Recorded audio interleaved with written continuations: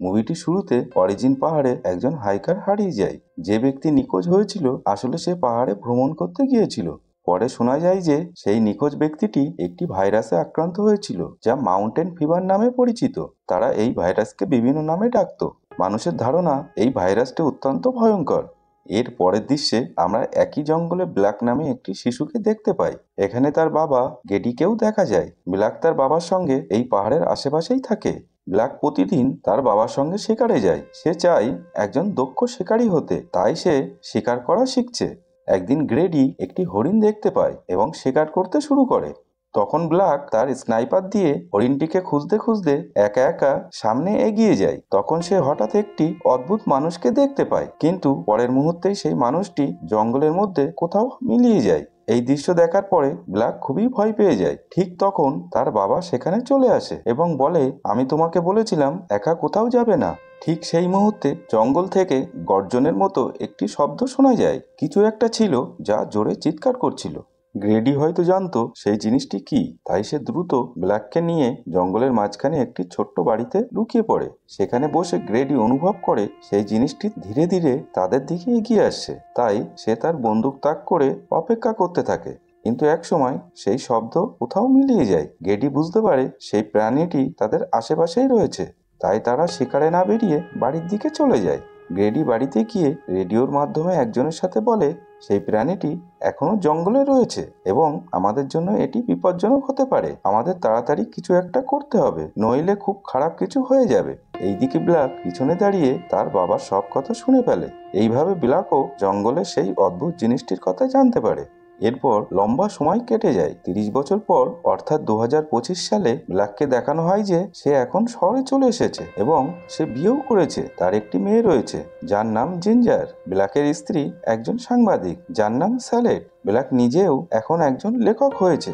একদিন ব্ল্যাকের কাছে একটি চিঠি আসে। এই চিঠি থেকে সে জানতে পারে তার বাবা গ্রেডি লেভেলের মৃত্যু হয়েছে। চিঠির সঙ্গে তার বাবার পুরনো বাড়ির চাবিও পাঠানো হয়।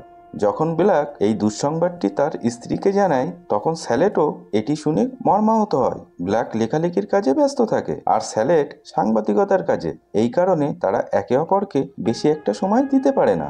পরদিন তারা ঠিক করে তারা কিছুদিন একসঙ্গে সময় কাটাবে। ব্ল্যাক তার পরিবারকে নিয়ে শহর থেকে অনেক দূরে ওই পাহাড়ি গ্রামে যাবে বলে ঠিক করে, যেখানে তার বাবার পুরনো বাড়ি ছিল। সে তার স্ত্রী ও মেয়েকে সেই বাড়ি দেখাতে এবং কয়েকদিন সেখানে ছুটি কাটাতে চায়। জঙ্গলে পৌঁছানোর পর ব্ল্যাক দেখে যে পথ দিয়ে তারা যেত সেটি বন্ধ হয়ে গিয়েছে। ঠিক সেই সময় স্যালেড জঙ্গলের মধ্যে ছোট্ট একটি বাড়ির ভেতর একজন মানুষকে দেখতে পায়। সেই লোকটির নাম ছিল ডাইরেক্ট। ব্ল্যাক তাকে জিজ্ঞাসা করে, আমার বাবার খামারের কাছে যেতে চাই, অন্য কোনো রাস্তা কি আছে? ডাইরেক্ট উত্তর দেয়, তুমি কি ব্ল্যাক? তুমি এখানে আসতে অনেক সময় পার করে দিয়েছো। আমি তোমার বাবার বন্ধুর ছেলে। তুমি হয়তো আমাকে চিনবে না, কারণ আমি ওই সময় তোমার সঙ্গে খুব একটা কথা বলতাম না। যাই হোক, আমি একটা রাস্তা জানি যা তোমার বাড়ি পর্যন্ত নিয়ে যাবে। এরপর ডাইরেক্ট তাদের গাড়িতে উঠে পড়ে এবং পথ দেখাতে শুরু করে। পথ চলতে চলতে তারা একে অপরের সঙ্গে অনেক কথা বলে। কথা বলার কারণে ব্ল্যাকের মনোযোগ অন্যদিকে চলে যায়। হঠাৎ গাড়ির সামনে একটি অদ্ভুত মানুষ চলে আসে। তাকে বাঁচানোর চেষ্টা করতে গিয়ে ব্ল্যাক গাড়ি ঘোরানোর কারণে তাদের গাড়ির একটি বড় দুর্ঘটনা ঘটে গিয়ে একটি গাছে আটকে যায়।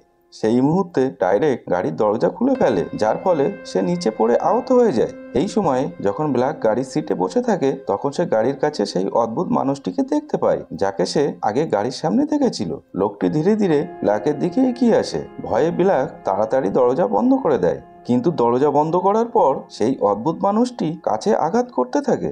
এরপর সে ডাইরেক্টকে আক্রমণ করে এবং তাকে টেনে নিয়ে চলে যায়। ব্ল্যাক কোনো রকমে গাড়ি থেকে নেমে তার স্ত্রী ও মেয়েকেও নিচে নামায়। এরপর তাদের নিয়ে জঙ্গলের দিকে দৌড়াতে শুরু করে। দৌড়াতে দৌড়াতে তারা তাদের বাড়ির কাছে পৌঁছে যায়। ঠিক সেই সময় তারা আবার কোনো অজানা প্রাণীর ওই ভয়ঙ্কর চিৎকার শুনতে পায়। চিৎকার শুনে তারা ভয়ে বাড়ির ভিতরে ঢুকে দরজা বন্ধ করে দেয়। ব্ল্যাক দ্রুত বাড়ির পিছনের দরজা ও জানালাগুলো ভালোমতো বন্ধ করে। এরপর সে একটি টর্চ নিয়ে বেসমেন্টে যায়, কারণ বাড়ির পাওয়ার সাপ্লাই বেসমেন্টেই ছিল। সে পাওয়ার সাপ্লাই চালু করতেই পুরো বাড়ির আলো জ্বলে ওঠে। আর এখন জঙ্গলে আসার পর তাদের ফোনে কোনো নেটওয়ার্কও কাজ করছিল না।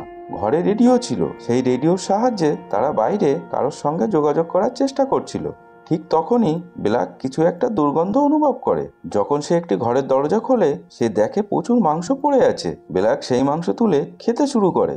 মাংস খাওয়ার সময় হঠাৎ তার দাঁত ভেঙে নিচে পড়ে যায়। সেই সময় স্যালেড লক্ষ্য করে ব্ল্যাকের হাত থেকে রক্ত বের হচ্ছে। আসলে দুর্ঘটনার কারণেই তার হাত আহত হয়ে গিয়েছিল। স্যালেড দ্রুত ব্ল্যাকের হাতে ব্যান্ডেজ করে দেয়। ব্যান্ডেজ করার পর ব্ল্যাক দরজাগুলো ভালো করে ঢেকে দেওয়ার কাজ শুরু করে। কাজ করার সময় ব্ল্যাক তার স্ত্রী ও সন্তানকে দেখে তারা দাঁড়িয়ে অদ্ভুতভাবে ব্ল্যাকের দিকে তাকিয়ে আছে। এখান থেকে বোঝা যায় যে ধীরে ধীরে ব্ল্যাকের শারীরিক অবস্থার অবনতি হচ্ছে এবং তার মধ্যে কিছু একটা অস্বাভাবিকতা দেখা দিচ্ছে। ব্ল্যাক এই সমস্ত কাজ করার সময় হঠাৎ সে বড় বড় পায়ের শব্দ শোনে, যা উপর থেকে আসছে বলে মনে হচ্ছিল। শব্দ কোথায় হচ্ছে খুঁজতে গিয়ে ব্ল্যাক উপরের দিকে তাকিয়ে সেখানে সে একটি মাকড়সা দেখতে পায়। মাকড়সাটি চলার সময় তার পায়ের শব্দ ব্ল্যাকের কানে প্রচন্ড জোরে শোনা যাচ্ছিল। এখানে কোনো কারণে ব্ল্যাকের শ্রবণ শক্তি খুব তীক্ষ্ণ হয়ে গিয়েছে। সেই সময় সে বাড়ির বাইরে থেকে আরো একটি শব্দ শোনে। ব্ল্যাক নিচে এসে দরজার কাছে গিয়ে আবার চেক করতে যায় যে আসলে এই জিনিসটা কি। দরজা খুলতেই হঠাৎ সেই অদ্ভুত প্রাণী ব্ল্যাকের উপর আক্রমণ করে। প্রাণীটি ব্ল্যাককে টেনে নিয়ে যেতে থাকে। তখনই স্যালেড সামনে এসে প্রাণীটির উপর আক্রমণ করে। স্যালেডের আক্রমণের কারণে সেই অদ্ভুত প্রাণীটি পালিয়ে যায়, কিন্তু ব্ল্যাকের পা সেই প্রাণীটি ধরে ফেলেছিল, যার কারণে তার পায়ে একটু জখম হয়ে যায়। স্যালেড রেডিওর মাধ্যমে একজনের সাথে বলতে শোনা যায় যে আমার স্বামী খুব অসুস্থ, আমার সাহায্য দরকার। সে আমাদের সঙ্গে ঠিকমতো কথাও বলতে পারছে না, আর আস্তে আস্তে তার শারীরিক অবস্থার অবনতি হচ্ছে। এইদিকে ব্ল্যাকের অবস্থা আরো অবনতি হয়েছে, তার মাথার চুলও আস্তে আস্তে ঝরে পড়ছে। স্যালেড একটি খাতা আর কলম নিয়ে এসে ব্ল্যাককে বলে, তুমি লিখে জানাও তোমার কি হয়েছে। ব্ল্যাক লেখে, আমি মরে যাচ্ছি।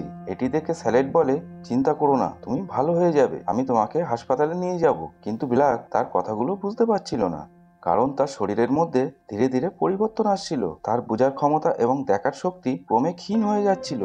হঠাৎ ব্ল্যাকের হাত থেকে রক্ত বেরোতে শুরু করে। স্যালেড যখন কাপড় সরিয়ে দেখে তখন সে বুঝতে পারে যে ব্ল্যাকের হাতে থাকা চামড়াটা ধীরে ধীরে নষ্ট হয়ে যাচ্ছে।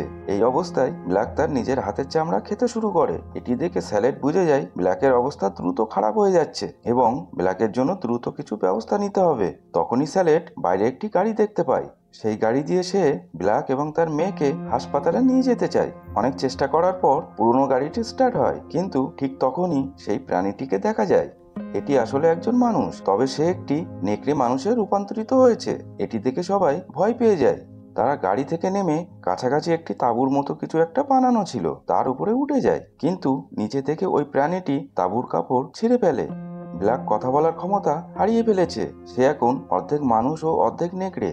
সে তার ফ্যামিলিকে বাঁচাতে স্যালেডকে হাতের ইশারায় বাড়ির দিকে দৌড়াতে বলে, আর সে প্রাণীটির সামনে গিয়ে জঙ্গলের দিকে দৌড়াতে থাকে। ফলে প্রাণীটি ব্ল্যাকের পিছু নেয়। স্যালেড তার মেয়েকে নিয়ে ঘরের ভিতরে চলে যায়। এর মধ্যেই তারা জঙ্গল থেকে জোরে চিৎকারের ভয়ঙ্কর শব্দ শুনতে পায়।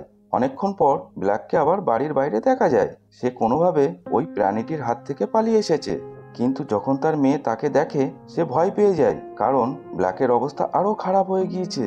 ব্ল্যাক যখন তার মেয়েকে দেখছিল তখন দেখা যায় তার চোখের পরিবর্তনের জন্য সে স্পষ্টভাবে তার মেয়েকে দেখতে পাচ্ছে না। হঠাৎ সে রক্তবমি করতে শুরু করে এবং নিজের স্ত্রীকে আক্রমণ করে বসে। সৌভাগ্যক্রমে সে নিজেকে সময় মতো থামাতে পারে। এই ঘটনার পর ব্ল্যাক বুঝতে পারে যে সে তার পরিবারের জন্য বিপদ, তাই সে তাদের ছেড়ে জঙ্গলে ফিরে যাওয়ার সিদ্ধান্ত নেয়। কিন্তু ঠিক তখনই প্রাণীটি আবার ফিরে এসে ব্ল্যাকের উপর আক্রমণ করে। ব্ল্যাককে বাঁচাতে স্যালেড একটি অস্ত্র নিয়ে প্রাণীটির উপর আক্রমণ করে, কিন্তু ঠিক তখনই আবার ব্ল্যাক এসে তার উপর আক্রমণ করে এবং সে এই প্রাণীটিকে মেরে ফেলে। তাকে মেরে ফেলার পর যখন ব্ল্যাকের নজর তার হাতের ট্যাটুর দিকে যায় তখন সে বুঝতে পারে যে এটি তার বাবাই ছিল। এখানে আসলে সে তার নিজের বাবাকেই হত্যা করেছে।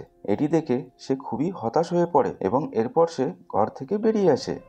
এখন ব্ল্যাক পুরোপুরি নেকড়ে মানুষ হয়ে গিয়েছে, কিন্তু সমস্যার কথা হলো এখন ব্ল্যাক তার নিজের পরিবারকে চিনতে পারছে না। সে তার পরিবারের জীবন নেওয়ার জন্য ঘরে ঢোকার চেষ্টা করতে থাকে। অনেক কষ্টে সে উপরের পথ দিয়ে ঘরে ঢুকে যায়। স্যালেড তাকে দেখে ফেলে এবং ছুরি দিয়ে তার উপর আক্রমণ করে তার মেয়েকে নিয়ে জঙ্গলের দিকে পালিয়ে যায়। ব্ল্যাকও তার পরিবারের দিকে এগোতে থাকে। তখন তার পা একটি ফাঁদে আটকে যায়। নিজেকে মুক্ত করতে সে তার নিজের পা কামড়ে খেয়ে ফেলে। পা খাওয়ার পর সে হামাগুড়ি দিয়ে জঙ্গলের দিকে যায়। পিছু নিতে নিতে তাদের খুব কাছাকাছি পৌঁছে যায়। এদিকে স্যালেড বুঝতে পারে যে তারা সেই জায়গায় এসে পৌঁছেছে যেখানে তাদের গাড়ির অ্যাক্সিডেন্ট হয়েছিল। খুঁজতে খুঁজতে সে সেখানে ডাইরেক্টের একটি বন্দুক খুঁজে পায়। সে বন্দুক নিয়ে সেই জঙ্গলের ছোট্ট বাড়ির দিকে দৌড়ায়। স্যালেড তার মেয়েকে নিয়ে বন্দুক সহ সেই ছোট্ট বাড়িতে লুকিয়ে থাকে। ব্ল্যাক তার পরিবারের পিছু নিতে নিতে সেই বাড়িতেও পৌঁছে যায়। স্যালেড বন্দুক তাক করে তার দিকে দাঁড়িয়ে থাকে। ব্ল্যাক সামনে দাঁড়িয়ে তার মেয়ের দিকে অদ্ভুত ভালোবাসার দৃষ্টিতে তাকিয়ে থাকে। তার মেয়ে বাবার চোখ দেখে বুঝতে পারে তার বাবা আসলে কি চাইছে। সে তার মাকে বলে যে বাবা চায় সবকিছু এখানেই শেষ হয়ে যাক। ব্ল্যাক ইচ্ছা করেই সামনে এগোয়, আর তখনই স্যালেড তাকে গুলি করে। এভাবেই ব্ল্যাকের মৃত্যু হয়ে যায়। যদি ব্ল্যাক বেঁচে থাকতো তবে এই ভাইরাস অন্য কারোর শরীরে ছড়িয়ে পড়তো, কিন্তু ব্ল্যাক এটা কখনোই চায়নি। তাই সে মরতে চেয়েছিল যাতে সবকিছু শেষ হয়ে যায়। আর এখানেই এই মুভিটি শেষ হয়ে যায়। এই মুভিটির IMDb রেটিং 5.7 আউট অফ 10। আর আপনাদের কেমন লেগেছে জানাবেন। আর এই রকম নতুন ইউনিক মুভির গল্পের জন্য আমাদের চ্যানেলটি সাবস্ক্রাইব করে রাখতে পারেন। আর ভালো লাগলে একটি লাইক দিয়ে যাবেন প্লিজ। আপনার একটি লাইক আমাদেরকে ভীষণভাবে উৎসাহিত করবে। ধন্যবাদ।